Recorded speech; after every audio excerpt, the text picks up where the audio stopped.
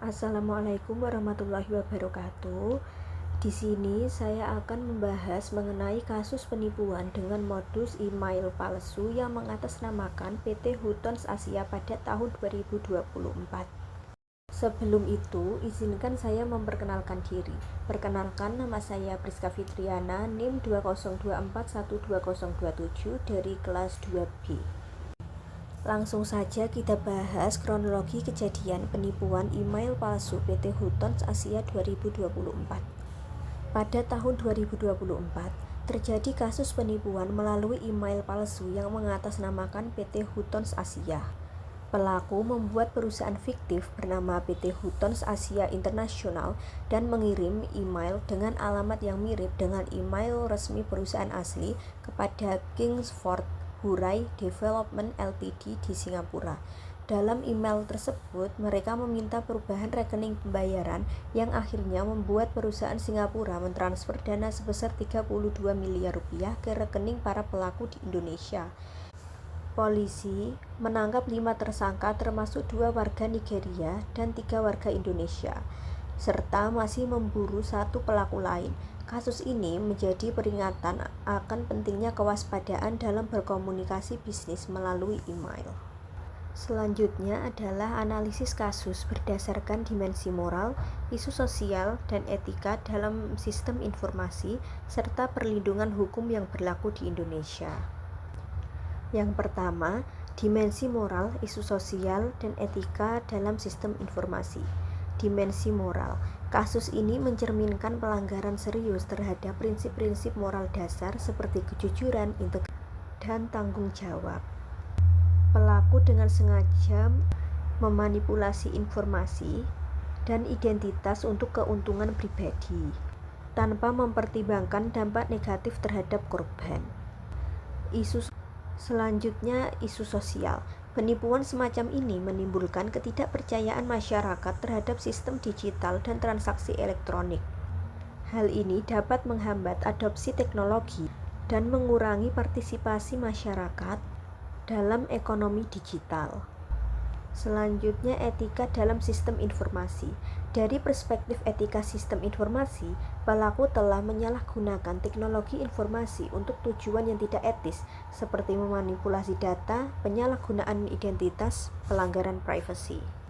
Memanipulasi data seperti merubah, memalsukan informasi elektronik untuk menipu korban. Penyalahgunaan identitas seperti menggunakan identitas palsu untuk menciptakan perusahaan fiktif, dan pelanggaran privasi seperti mengakses dan menggunakan data pribadi korban tanpa izin.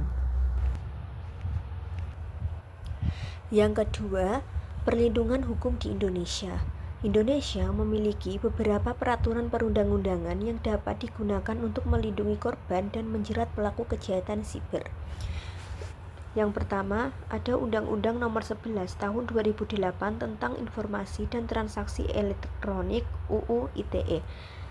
Pasal 28 ayat 1 melarang penyebaran informasi palsu yang merugikan konsumen dalam transaksi elektronik.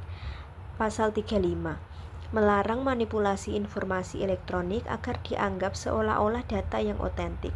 Pasal 51 menetapkan sanksi pidana bagi pelanggaran pasal-pasal tersebut. Ada juga Kitab Undang-Undang Hukum Pidana (KUHP). Pasal 378 mengatur tentang tindak pidana penipuan dengan ancaman pidana penjara paling lama 4 tahun. Undang-Undang Nomor 8 Tahun 2010 tentang pencegahan dan pemberantasan tindak pidana pencucian uang digunakan untuk menjerat pelaku yang melakukan pencucian uang hasil kejahatan siber. Dalam kasus PT Hutons Asia, pelaku dijerat dengan pasal-pasal tersebut, menunjukkan bahwa peraturan yang ada dapat digunakan untuk menindak pelaku kejahatan siber. Untuk menghindari menjadi korban penipuan serupa, langkah-langkah berikut dapat diambil. Yang pertama, cek alamat email dan domain. Selalu periksa domain email. Misalnya, perusahaan resmi biasanya pakai email @hutonsgroup.com, bukan @gmail.com atau domain tiruan.